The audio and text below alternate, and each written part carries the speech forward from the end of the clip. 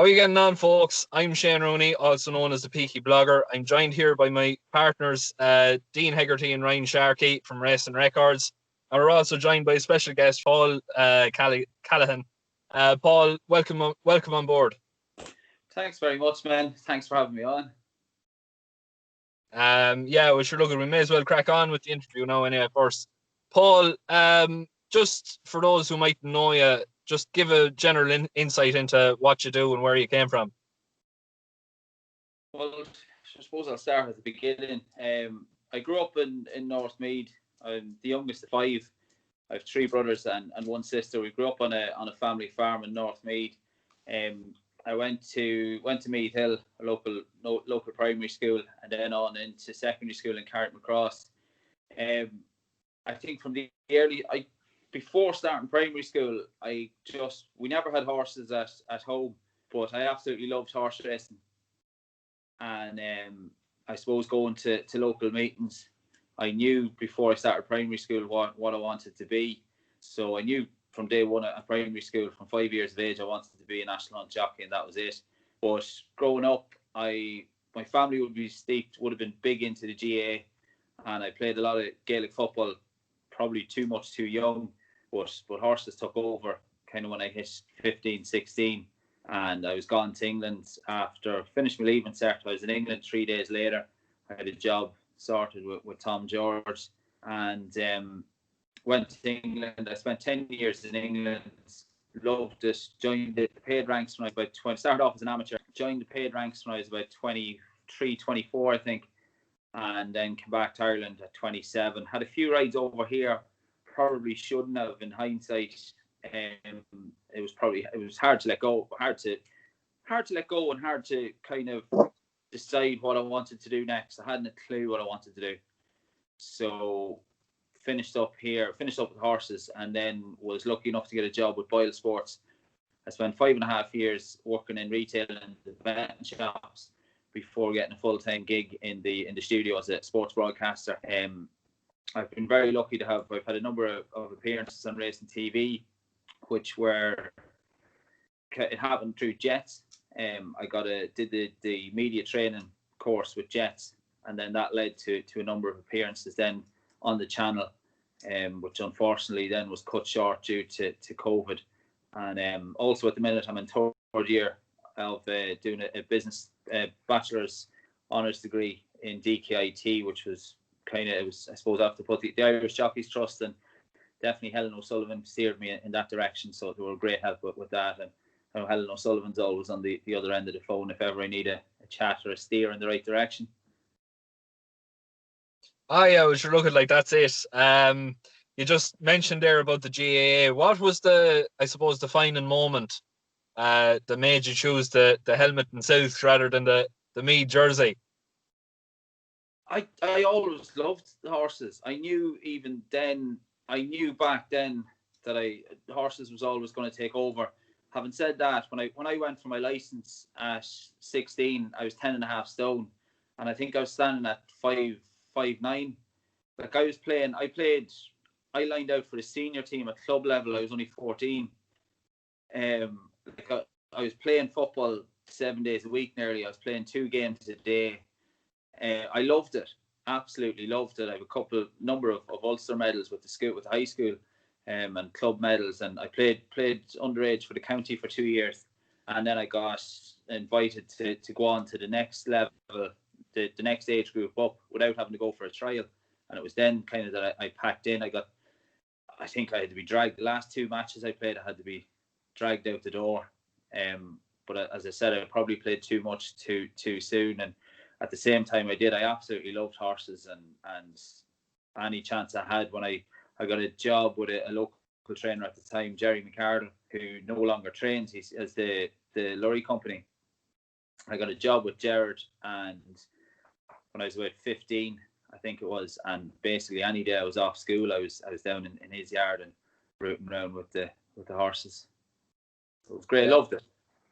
Yeah, that's it as well. And I suppose since stepping out of the saddle, then how has life been with you? Do you still, I suppose, surround yourself in amongst the horses as well, like as well as the media work, or do you just say stick with the likes of Boylesports and racing TV as well?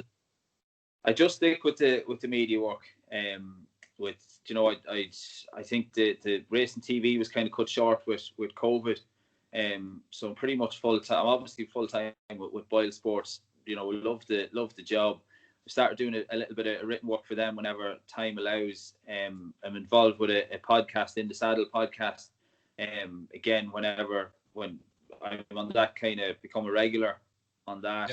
Yeah. I did ride out a couple of years back, but just with time, you're doing 40 hours a week and work. I have two young children, 15-week-old daughter, so it's a full time gig. Married with 2 kids, and you couldn't be doing 40 hours a week and then disappearing for the days off. Could be getting your mark orders.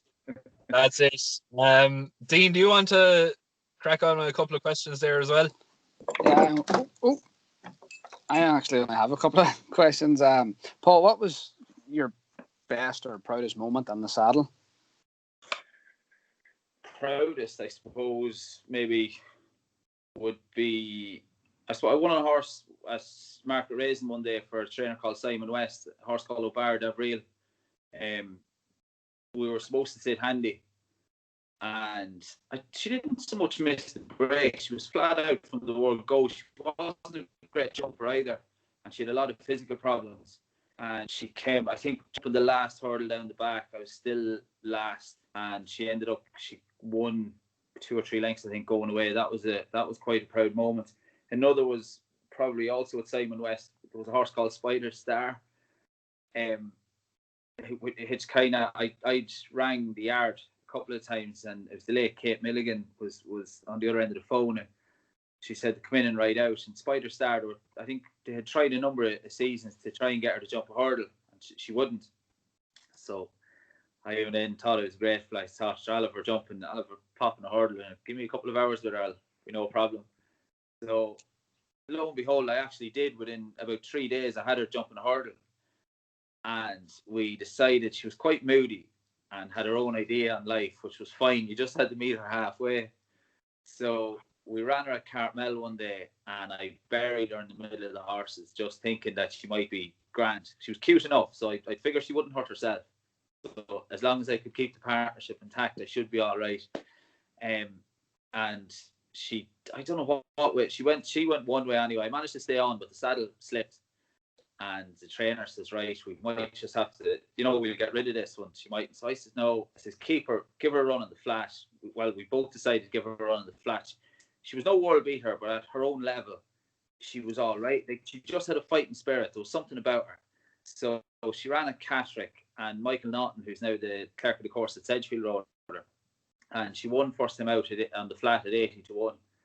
And I was at home. We didn't have Sky at home, so I was in a betting shop in Kingscourt to watch it. And I think there was 3 people in it, and I think the 3 of them had her backed, and that was great. I think she ended up winning 5 or 6 races on the trot. She ended up being a proper little fun horse on the flat for about 3 or 4 seasons. So that was quite good. I never rode her after. She never ran over jumps, but I got a great kick watching her. She was a great character of a horse. Good stuff. And just last one, what's your own or have you any intentions of going forward now and further in your career in the media, or are you just going to kind of happy enough to sit by Boylesports and do racing TV whenever the opportunity comes around? Look, I'd never say never. I'd be looking to push on where I am. Certainly with Boylesports, I would love to I love what I'm doing, the broadcast. Is, you're watching sport as it happens. I would probably love to get more involved with the horse racing side of things. And certainly available for racing TV should the call come whenever available. The number of Friday nights that I did were great fun, and it works out well. The Dock race course is only a couple of minutes away 5 minutes away from where I work, so it kind of works out well. So yeah, no, certainly available for whatever's going, but at the same time I would like to kick on where I am. Yep, perfect, thanks. No Ryan, do you want to crack on? Yeah, Paul, you mentioned you went to secondary school at Carrick. I presume you went to Patrician, did you? I did, yeah. I did. Yeah, I was in the one next door to you. Where, I suppose, did the love of horses come from? It probably stemmed from my father. I'd say taking us, not that we were took off. We always went to Fairy House on the Wednesday, which was the family day of the Grand National meeting. The National was on the Monday, and you'd choose the Wednesday was family day, and we would have went. Then we all went as a family. My father would go religiously to local meetings, or I remember going. I was in the Phoenix Park before it closed down, very very young. I just thought there was nothing like it. I thought the jockeys to me were like gladiators, and I can remember the late lovely Anthony Powell stopping for a chat when I was very very young, and that's just, I was fascinated by the whole thing. And I suppose when you were starting out, did you ever expect to be running in the likes of the major festivals or the big races, or even running at all? And I never thought. You always want to be at Callaghan, and then when you get there, it's not a different kettle of fish. But starting out, that's pretty much where you want to be. It's so competitive, you know. If you have how many races, 7 races a day. Everyone's looking for the same rides. I think now it's got more competitive. When I went to England first, there was the fields were generally bigger over jumps. Whereas now, if you have 10 runners in a jumps race in England, I think that's a big field, and that is not going to affect everyone. Every job, if you're paying the same price to get Richard Johnson on as it is Paul Callaghan, so if you're paying Owen, you're not going to have Richard Johnson watching the race on the telly in the weigh room. So at the time of starting off, that's where I wanted to be at the big festivals. And when I got there, I was very fortunate to have a couple of number of rides around Cheltenham. Managed to finish 4th, I think, at the October meeting. Rode a fancy runner at the festival, which unfortunately didn't work out. The ground was too fast, but Aintree was something else. Aintree was great, and the atmosphere leading up to Aintree was fantastic. Kind of very much like a holiday. It's a lot more relaxed atmosphere. Yeah, and I suppose now there's an awful lot of talented young jockeys coming up. Would you say there's any in particular that you've been keeping an eye on? I think in England, over jumps, I think Danny McManaman has probably what it takes to go to the top.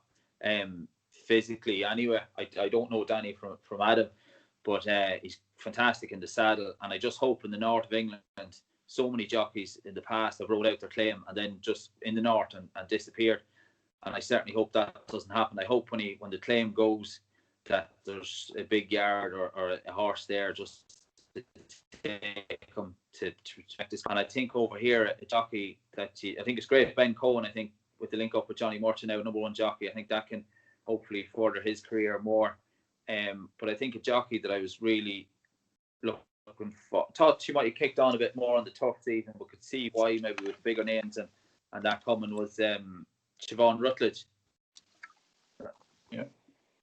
Yeah, no, we'd be fairly fond of Danny McManaman anyway. I know me and Dean interviewed him last year, was it, Dean? Yeah. Last year. Yeah, him and Poppy Bridgewater, we had both of them on our podcast. But yeah, what do you make of Ben Cohen signing up with Johnny Murtagh? I think it's great. I think it's great. Obviously, great for his career, and Johnny having ridden himself can certainly coax him on the bigger days should that be the case. But I think it'll hopefully project his career some more. And then, as I mentioned, the young apprentice here, Siobhan Rutledge, I thought she did very well last season on the all-weather. She won on some tricky horses.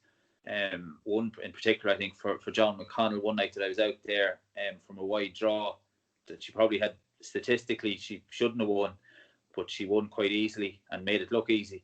So I think Siobhan Rutledge would be another jockey on the all-weather or the turf, should she get the ammunition. I think she's more than capable of doing the job. Yeah, she's talented. Sorry, Ryan, just to interrupt. I see Johnny Murtagh there. I know he's got the Aga Khan's horses that was confirmed, but I see there he's been added to Godolphin's training ranks as well. So that's going to be a huge experience for young Ben as well, just on that.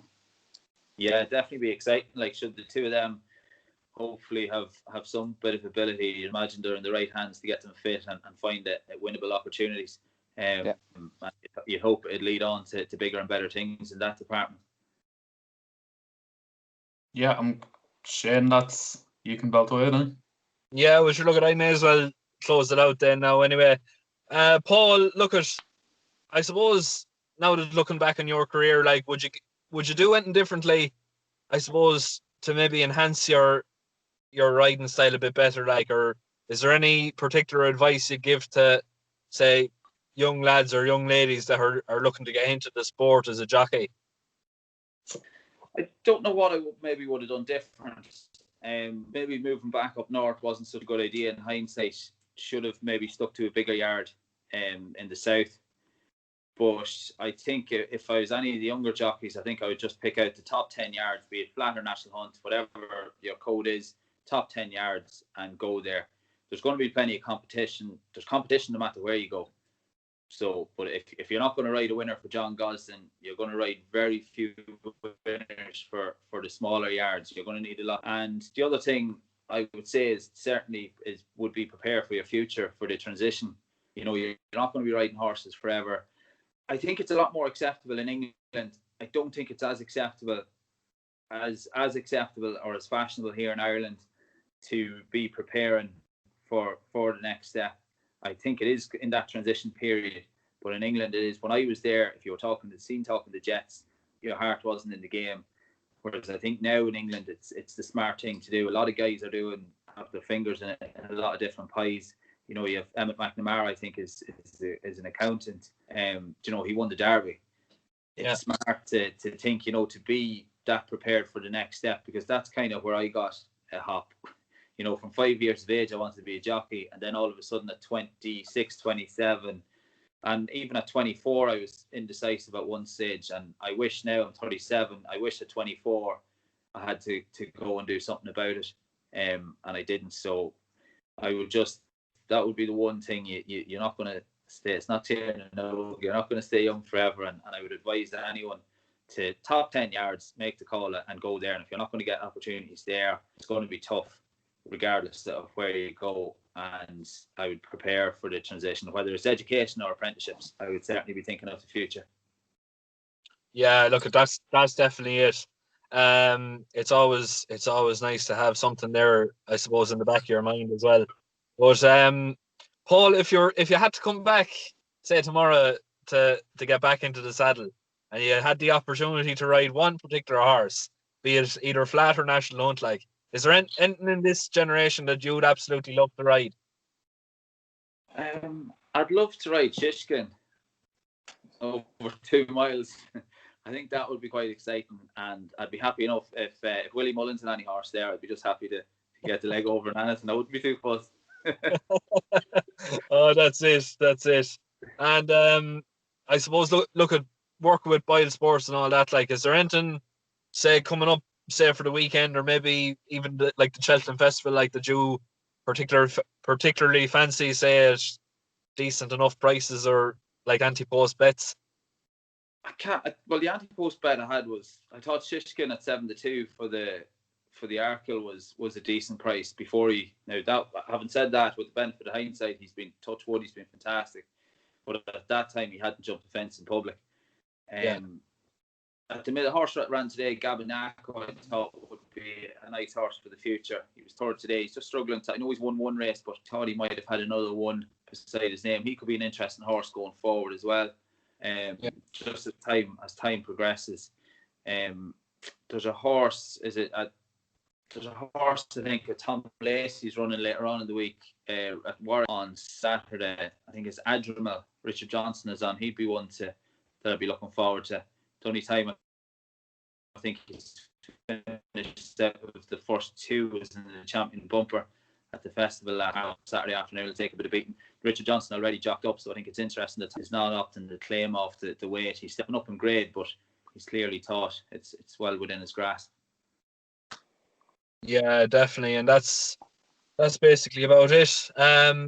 Lads, I suppose before we finish up in the episode, we may as well talk about our Patreon. For those who want to sign up, it's €10 a month. It basically helps us, say, fund ourselves. Basically, we're a self-funded channel, and it just, I suppose, keeps keeps us our heads above water basically, and tries to look at trying to keep the journey going basically, and trying to give, say, people in racing that little bit extra credit where credit's due. We put up daily tips every single day, and we put up 4 there today, and the 4 won. It was actually the first time we actually landed a clean sweep. It was the best day we've ever had.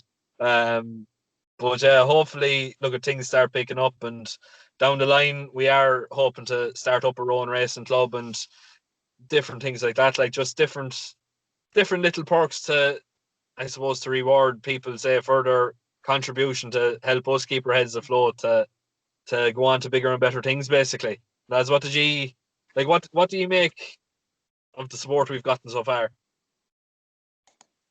Yeah, it's been absolutely phenomenal. We're getting texts upon texts, like inboxes full of messages, like saying, "Oh, well done," or "I got on that," or "I did this," or "I did that." So the support we're getting is absolutely phenomenal. Yeah, it's, Dean. it's been good. Yeah, can't complain about anything. Like, we've met new people, and people seem to value.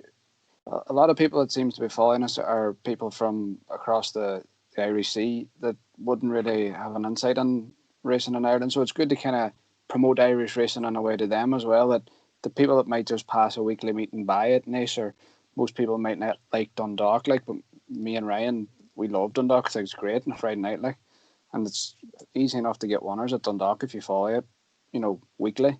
So it's been good. Yeah, and sure, that's it as well. And like between the two of us as well, like, I know Ryan and Dean, they do an awful lot of work with Nick Bradley, and as well as that, I'm after getting a lovely welcome package as well. I'm known as the Peaky Blogger. I got a lovely Peaky cap from 7 Worlds for Darren Bunyan. But like, look, we're hopefully down the line as well. Like, the more people that sign up to our Patreon as well, like, the better chance we have of, I suppose, maybe setting up our own, or maybe even just going to the sales and just picking up something there that's of decent enough quality, like that, at a reasonable enough price for what we'd be hoping for, and like different things like that. Like, it's all about, I suppose, building and getting a better reputation, basically, is what we're all about. But other than that, I think that's basically it, lads. Is there anything else you want to talk about? No, I think you hit the nail on the head, though. Yeah. Yeah, well, sure. Look, thanks very much for all those who are tuning in and looking at this. Thanks again to Paul for taking an hour out of his day to come and speak with us, and I suppose talk horses basically for the guts of 45 to an hour. But other than that, lads, thanks again. We'll be back again next week, and please make sure to keep liking, sharing, and subscribing. So, Shane, you got involved there in 7 Worlds. Tell us a wee bit about that. Yeah, well, sure. Look, I was trying to keep an eye for a racing club that was reasonably priced and would suit me basically down to the ground, and yourself, it just work around myself basically, and sort of get me interest up a little bit more than what it already is. Obviously with 7 Worlds, it's from Darren Bunyan in the Curragh, which is slap bang basically in the middle of Ireland, like, so it's not too far away, say, for stable tours, stable visits, whenever that'll happen again, and everything else like that. And as well as that, like, he is one of the most underrated trainers in Ireland to date. Like this racing club, like, it's 300 for the year for 2 horses, 7 Worlds and Broker's Tip. After every, I think it's 200 members sign up, there's another horse that gets added in. So the cutoff is 2,000 members. So by then there'll be 11 horses in training. So realistically, at the moment, like, you're paying 150 per horse basically. But down the line, and as well as that, like, the more years you sign up, like, the less you're going to have to pay through discounts and all that. Say loyalty discounts basically. So look, you could be paying €150 per year for 11 horses basically. Like, if it gets to that stage, like, it'll get to, like, it'll get absolutely crazy, like. And as well as that, like, Darren, he's starting to hit the form again. Like he had a winner there in Dundalk on Monday with Stay With Me, a very, very nice grey mare. But overall, look at it, it's a generally great group, and the people involved in it are very, very good and very sound and everything else like that. I don't think you'd find too many clubs at that sort of value with the potential to basically grow into God knows what it could grow into basically. But yeah, I'm very, very excited. Like Seven Worlds is out is by no name ever, and Broker's Tip has already won a couple of times on the flat as well. So like realistically, like they're no slouches like for €300 a year. Yeah, and as you say there, by offering a loyalty discount, the as the years go on, obviously they see a big picture and they have a big plan in their head to keep the racing club running, which is a good sign for anybody like yourself or anybody that wants to join up now. Yeah, like I think I read it there. It's after the first year, it's 10%, and the remaining years, then you're in it. Like it keeps knocking off by 5% until it gets to like the cutoff point is 50% discount. Like so, like that's 150 say for the year. Like it's crazy. I don't know how they're running it. Like basically, it just seems so. It seems very, very reasonable. Say from my end of things, basically. Yeah, and just I suppose going forward now, your horse is entered up and probably going to run on the 20th of the month, isn't it? Yeah, it's in a handicap there in the flat. Seven Worlds. Hopefully he'll run a fairly decent race, and hopefully he'll be good enough to put in a decent performance. That's what I'm hoping for anyway. But look, you never really know. Hopefully it might be something lucky, and it might end up being a bit of a winning combination. Hopefully so. Hopefully so. And Yeah. Ryan, you and myself are involved with Nick Bradley Racing.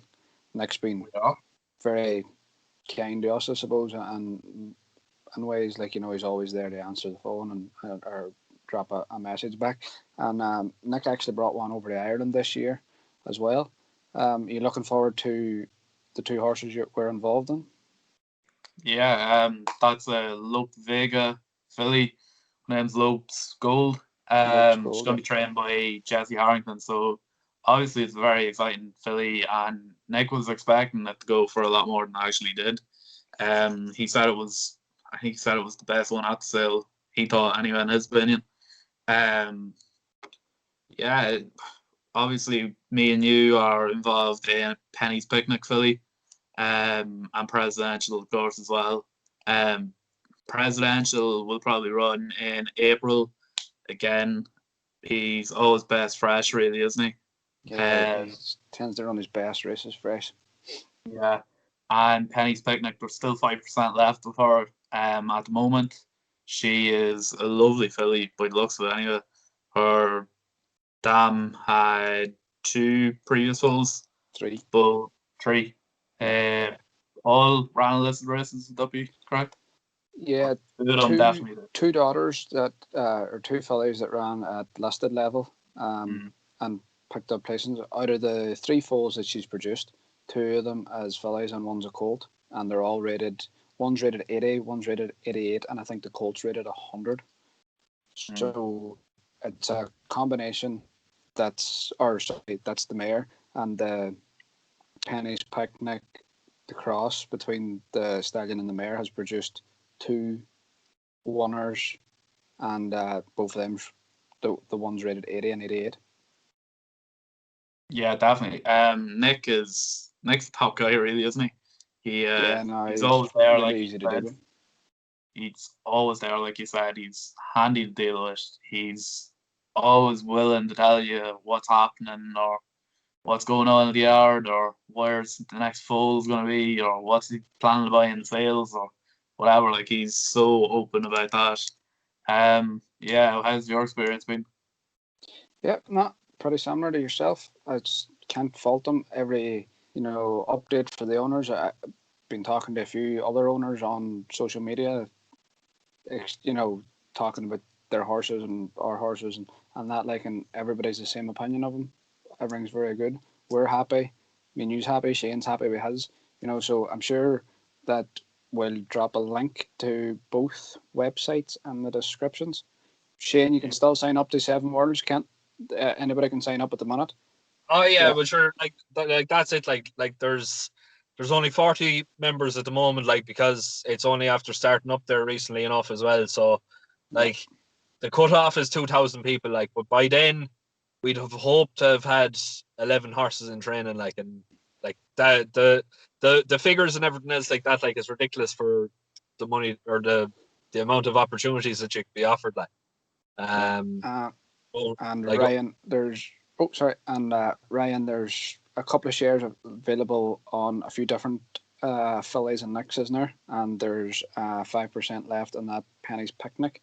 There's also a share for Seaham as well on Nick's website as a horse that's already raced and won 3 times last year at Beverley. So anybody wants to check them out, I'm sure Ryan will pop a description and the links or a link in the description below. Go on, check them out. And anybody that wants any more information, pop us a message on Twitter or Facebook.